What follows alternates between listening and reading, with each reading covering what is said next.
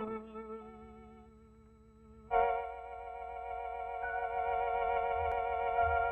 now Auto-Lite and its 60,000 dealers and service stations everywhere present Suspense.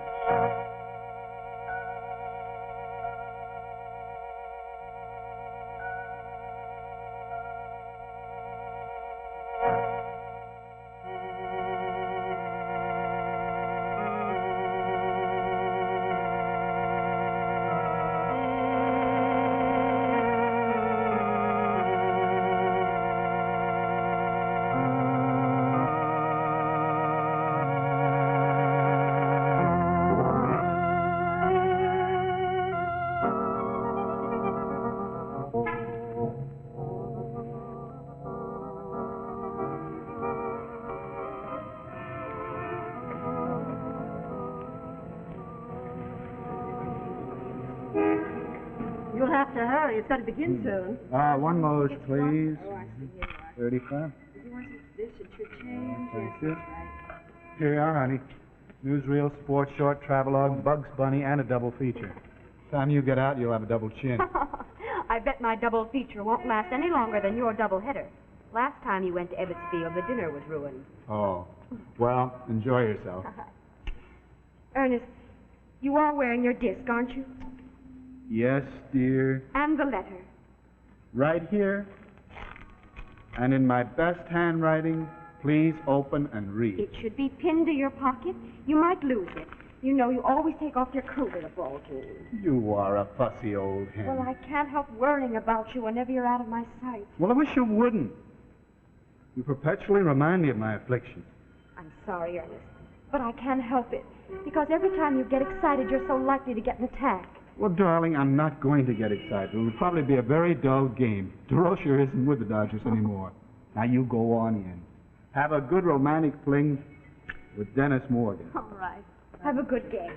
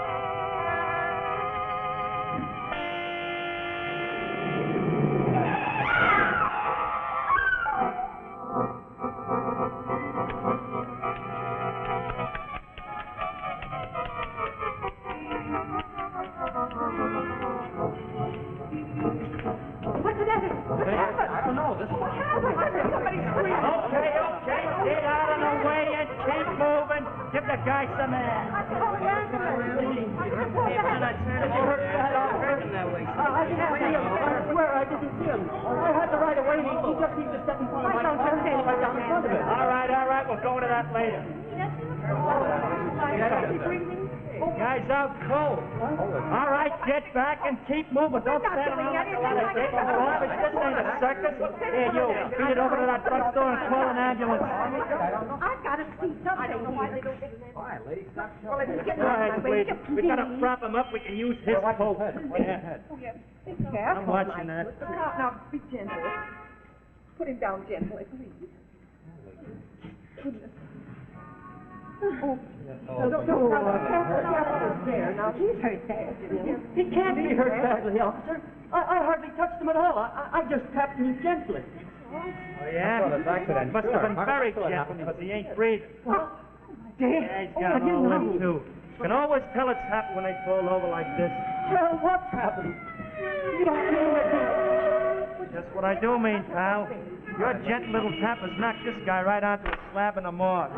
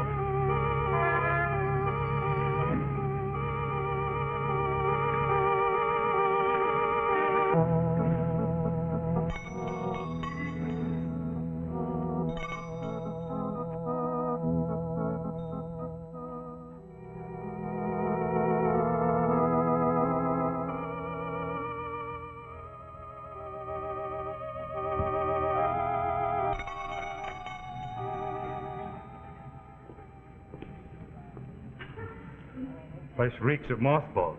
Let's get out. We won't find anything here. Well, we won't if we don't look. Oh, I don't know why I ever married such a determined woman. To bolster your supine character. And what might you be looking for, my friend? Hello. My husband needs a sports jacket, something rather smart. Might I suggest he tries Abercrombie and Fitch's? He would, if he wasn't an actor. The theater's a discouraging job, like me own. How right you are. Would you believe that my husband's been in 3 plays in the last season and they've only run 2 weeks among them? Well, now he has a chance to do summer stock, and in the very first play he has to be a millionaire in Philadelphia story. That's rubbing it in for sure. Oh, and how? That's why he needs a sports jacket. Actors have to supply their own clothes, you know. Of course, it's very different Look, when you're Fran, I'm sure the gentleman isn't interested in my life story. Now, do you happen to have some kind of a coat that would be suitable for an idle playboy? Well, maybe. There's a gray heron going over here, might fit the bill with a little imagination. Oh. Oh, it looks quite possible, Hank. After all, millionaires are supposed to be very eccentric. They hate parting with a nickel and love hanging on to old clothes. The one in Philadelphia story doesn't. He's perfectly normal. No, that would take too much imagination. It would strain it a bit. I guess I'll have to spend part of my first week's salary on a new one. Hey, what about this one? Looks hardly worn at all. That's that. That's not for sale, girlie. Why not? Is it your own? Well, you see, I haven't put it into my stock yet. I picked it up only this morning. In fact, I was just given it the spit and polish when you came in. There's stains on the collar. Red wine, by the looks of them. Oh, I could get them off as well as you. I know all of the tricks. Anyway, they wouldn't show up under footlights. Here, handsome, try it on. Very elegant. You look right out of Esquire. How much do you want for it? $8, as is. Oh, it's very reasonable. I think I'll take You it. will not. Why, $8 for a horrible old stained bit of junk like that? Here you are. $5, as is. Take it or leave it. Well, seeing your pretty Irish eyes, I won't argue with you. Shall I wrap it up for you? Oh, no, thank you. Besides, you might charge us for the Scotch tape. Thank you very much. Goodbye. Come on. Bye-bye. Hey,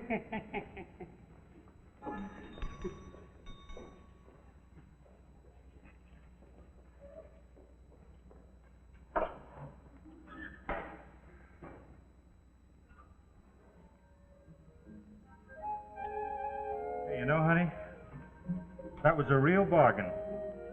But I can't figure out why you let it go so cheaply. Why, it must have cost at least $75 new. Yes, and it's pleasant, darling. It was my pretty Irish eyes. Yeah, well, that was certainly a ham performance of a stingy housewife that you gave. Look, Fran, you know it upsets me. Why do you do it? Oh, you're too inhibited.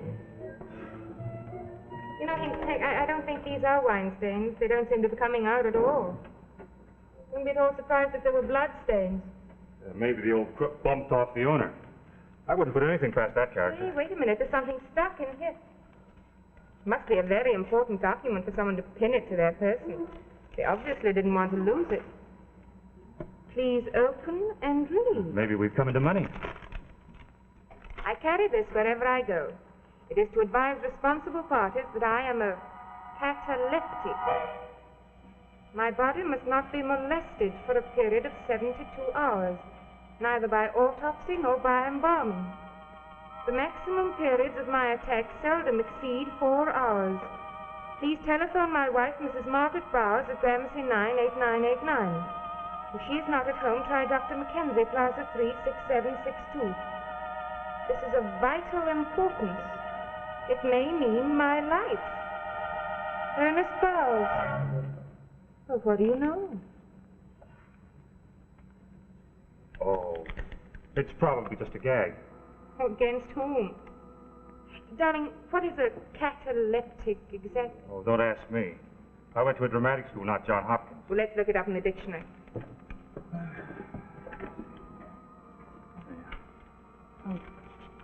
Catacomb, here we are, catalepsy. A bodily condition marked by suspension of sensation and muscular rigidity.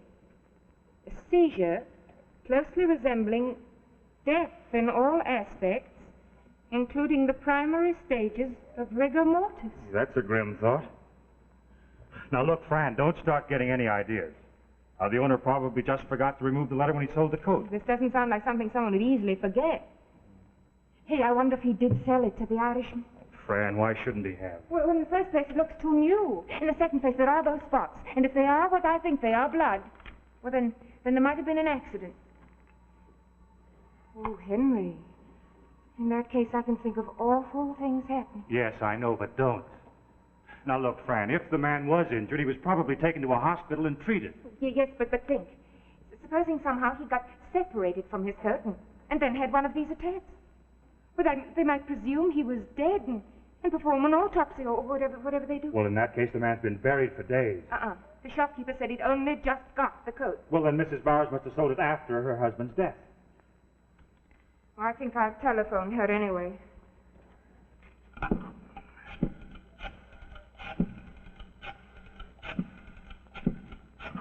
I've got an awful premonition.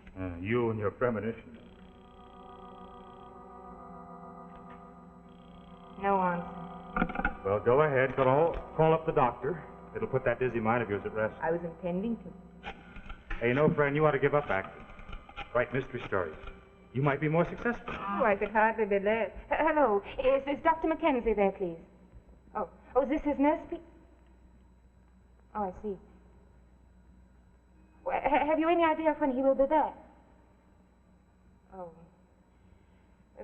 Thank you. Thank you very much. He's away on vacation, motoring down south. That was just his answering service. Well, that's that. We've come to a dead end. Yes.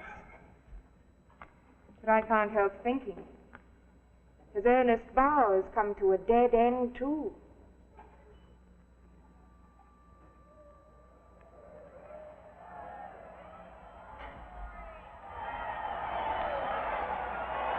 There he goes.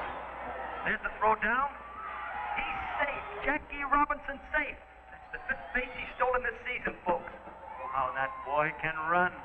Pleasure to watch him keep her around. Well, that brings up Roy Cavanella batting in a overall free take. Score is now 4-3 in favor of the Cards. Hey, Tony. Super sent another accident down for you. Came in from the hospital a few minutes ago. No identification. Holy cow. Why do so many people have to get knocked off on Saturday afternoons? Don't they know I'm the only one on duty? The general public likes to keep its city employees busy. Hey, you know, I'm going to ask for a raise. I've done 5 jobs today already. Think of the artistic pleasure you get. Remember what the super says.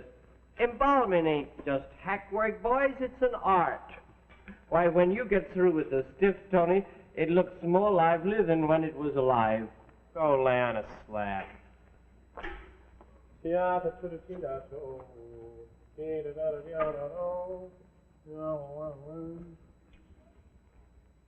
Nice looking young fellow.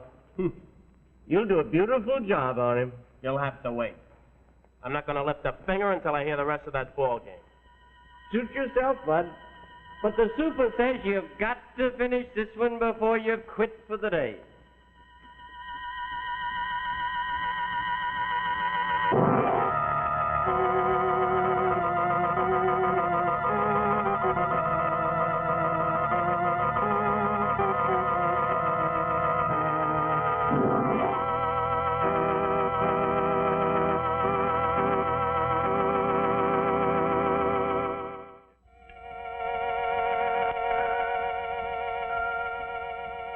Now, continuing this story of suspense, we bring you the second act of Dead Ernest.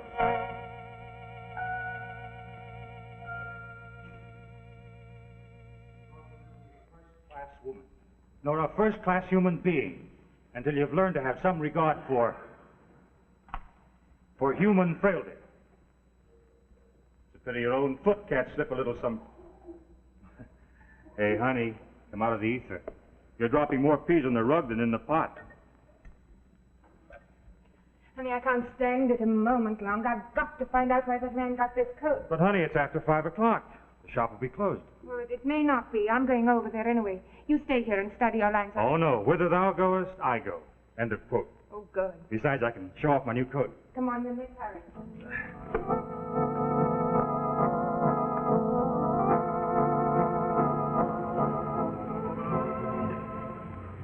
few minutes. That probably means an hour if I know an Irishman's sense of time. Well, let's go to the drugstore and call up Mrs. Bowers again.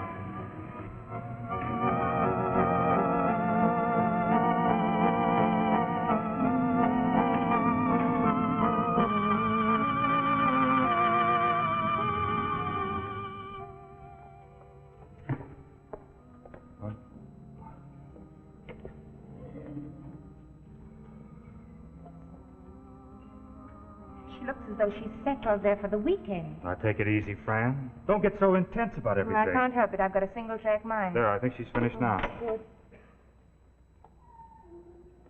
You're an optimist. She's looking for more change. You know, I had an instinct she was a telephone hog. Well, now, relax, Fran. She'll run out of nickels eventually. Well, eventually seems to be now a break for a change. I'm coming right back. I'll wait for you. And now, look, Fran. Be careful how you handle this thing. Because if your hunch is right, and there is something screwy, why, you might give this Mrs. Bowers an awful shock.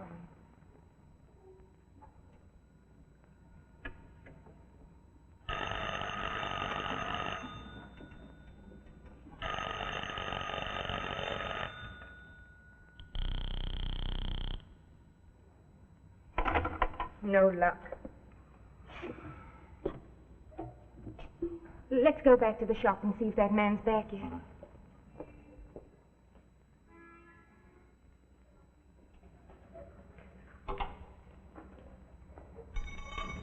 Oh, Mr. Murdoch, I'm so glad you're back. Ah, the young lady with the Irish eyes. And what would you be wanting this time? You sold my husband this jacket this afternoon, remember? Yes, I remember. I practically gave it to the man. It had some stains on it. Sure, I told you that. No, don't tell me you're asking me to take it back. Second-hand goods are not returnable, girlie. No, we don't want to return it. Those were bloodstains. We want to know where you got it. And what business might that be of yours? It may be a matter of life or death. Oh, come on now. You're exaggerating. I assure you I'm not. Well, I don't remember where I got the thing. That's nonsense. Now, look, you told us you picked it up this morning. You must have a very short memory. Hold your horses. What is this? The third degree? I want to know. We just want an answer to my question. Where did you get that coat? Then you answer me one of my own. Why is it you have to know? There was a letter pinned in the pocket saying that the owner of the coat had attacks, which make him seem to be dead when he's really only in some sort of a trance. Now, sometimes they take unidentified corpses to the morgue where they embalm them and drain all the blood out of them. You wouldn't want that to happen to someone who is alive, would you? Indeed I would not, my dearie. Devil a bit. I'd never have touched the thing if I'd known there was a curse on it. I'd have left it lying on the street where I found it. So you just found it in the street? Well, you see, there was an accident. Now we're getting something. So it was an injured person's coat. Well, now, look, how did you get the coat off? They propped his head up under it, and when the ambulance took him away, they just... Where was this and when? After lunch, West 12th Street, opposite Granny's Movie Theater. Come on, let's go back to the drugstore. Oh, for the love of God, don't give me away to the police. Hey, young lady, you...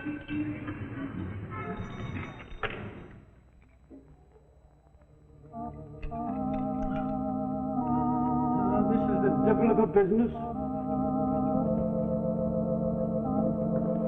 Look up the number of the city morgue while I call Mrs. Bowers again.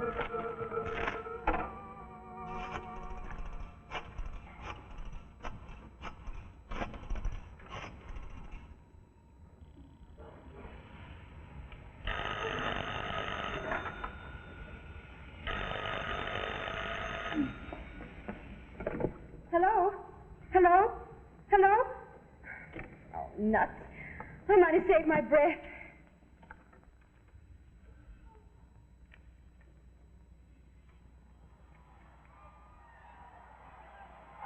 Second game of a doubleheader here at Eversfield, folks. Now I just came through to win the Hey, Ultra Super's gone home. He said you can go home, too, when you finish that accident. Oh, I haven't even started on it yet. Why don't you work and listen at the same time? Oh, I like to concentrate on my yacht.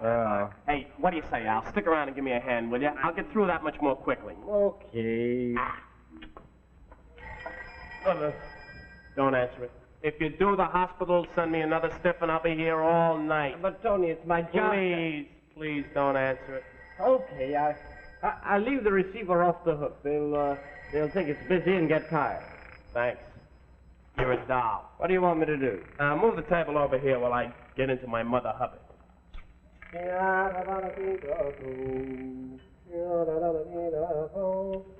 What did I do with that scalpel?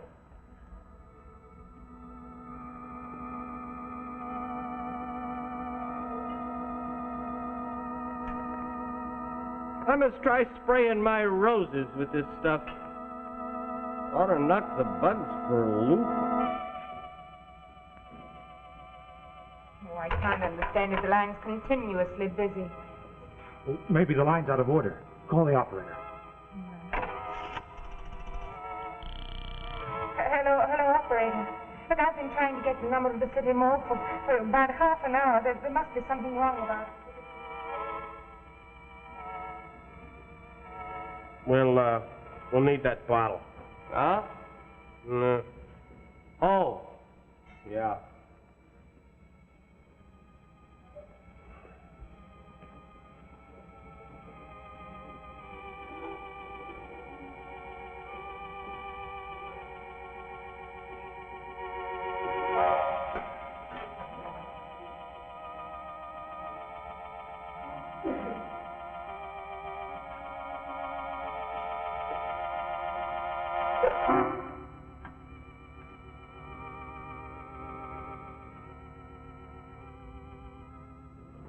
Good boy.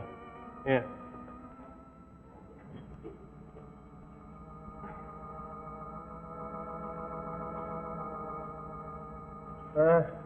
I think I'll make the incision in the neck. I thought you were supposed to stick this thing in the abdomen. Oh, I like to vary my work. Hand me a piece of gauze, will you? Dear.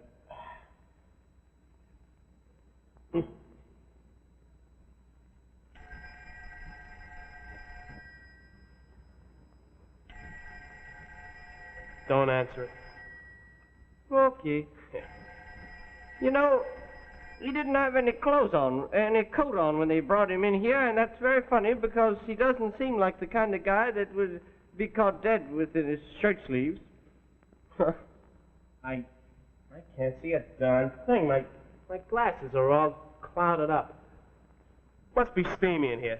Turn the fan on, will you, Al? It's cold and clammy, if you ask me. Funny, you wouldn't think that a little thing like a heart stopping would make a man dead and not alive.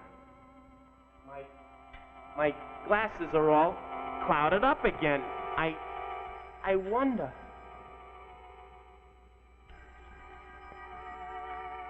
Hello, mortuary caretaker speaking.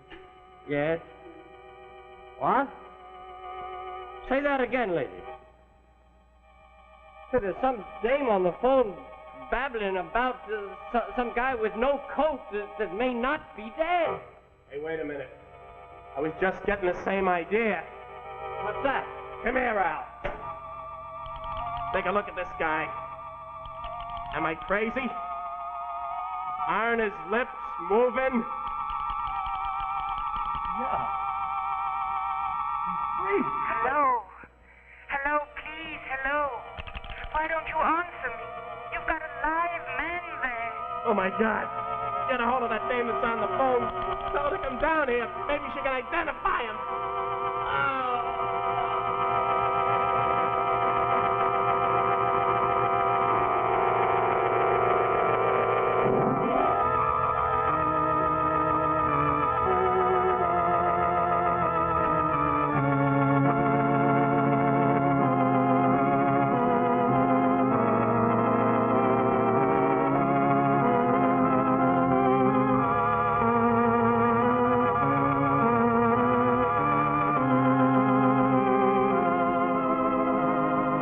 Thank you, Margaret Phillips and Todd Andrews, for splendid performance in Dead Ernest.